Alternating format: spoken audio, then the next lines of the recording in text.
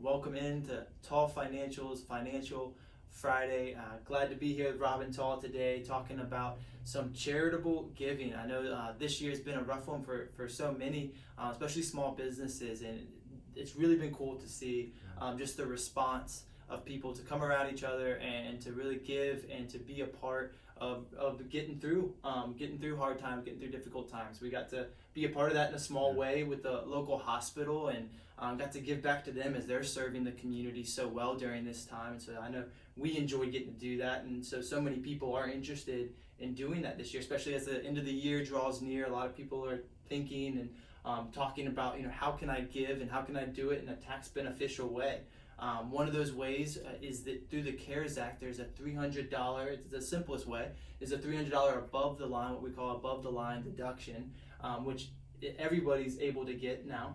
So can you give us any more insight into that, as well as some other strategies people can be thinking about in terms of charitable giving? Yeah, the holidays are approaching, aren't they? Yeah. And so that means people talking about this year-end giving, and I think that you're really not going to be able to wait till the 20th or 25th or December. You're going to have to need to do it earlier this year just because of COVID and organizations and how they're set up. But yeah, the $300 is where if you do itemize, it doesn't matter. But if you don't itemize and you make a gift for $300, you need to put that on there because it's an above the line deduction. It's just something the CARES Act has provided.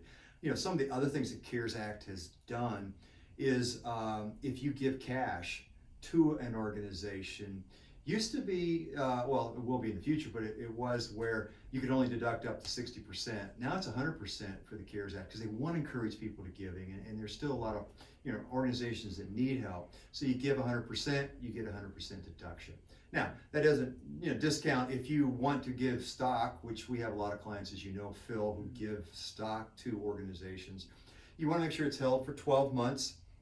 If there's a gain on that stock and you give it directly to the organization, the tax liability is forgiven, and you get to deduct the charitable gift of the stock.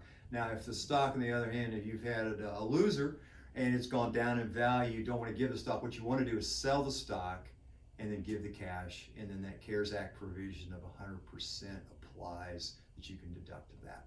Yeah, that's great. And I know so many people are being able to utilize that, especially with a run-up in technology stocks and things like that.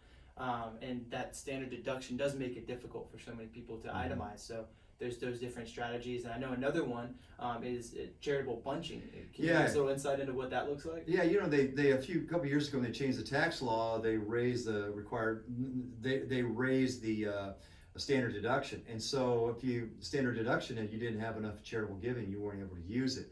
So what we've encouraged people to do is, if you look out and say, look, I'm going to give a certain amount every year, I'm going to give $10,000 a year, you could actually bunch those three gifts together 3 years, and put it in 1 year and get to use the itemized deduction. So we're seeing that as an opportunity. It's called charitable bunching. And then the next year you go back to the standard deduction. I think it's something to look at. We have a lot of retired clients that we work with, and in addition to that, the CARES Act affected their required minimum distributions, where they didn't have to take it this year. So if you had an RMD, required minimum distribution, you could actually waive it for 2020. But we find a lot of people give through the required minimum distribution, and that's still an opportunity. Up to $100,000 is significant when you look at that. Just let us know at the organization where your IRA is at, and just make sure that's done early enough. Again, it needs to be done 1st of December.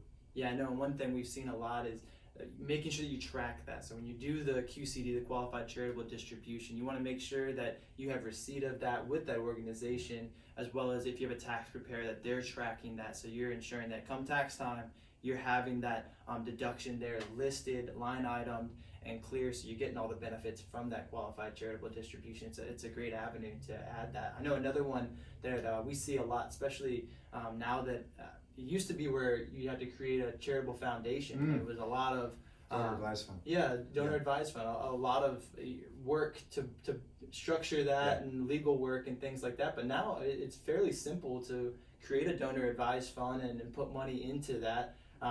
Can you walk us through kind Yeah, of how that works? This is one of my favorite tools. It really is a donor advised fund. It's like your own mutual fund that you give to. Once you give it to it, you could say it's the Jones family legacy fund, and you make that contribution to the donor advised fund. You get an immediate tax deduction for it, but you don't have to give it out until you're ready. And some of these capital campaigns with hospitals and churches and so forth, their capital campaigns run at different times. So it provides an opportunity to make the gift at the year end to the donor advised fund, but then give the money next year when that capital campaign starts up.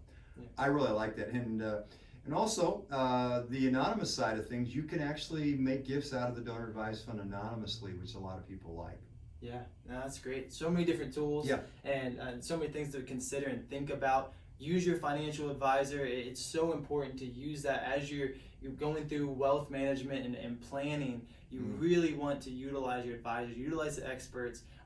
If you don't have one, we welcome the call. Feel free to give us a call. We'd love to talk through these different strategies with you and really add that value. We believe there's a lot of value to be added as it comes to tax planning and preparation and really utilizing all the tools that you have available in your financial arsenal there. So feel free, reach out. We'd be more than happy to talk to you. And hey, continue giving. It is the season plan early to do that and plan early. It's really a blessed thing to be able to give. So I hope you got something out of it today, and have a great rest of your week.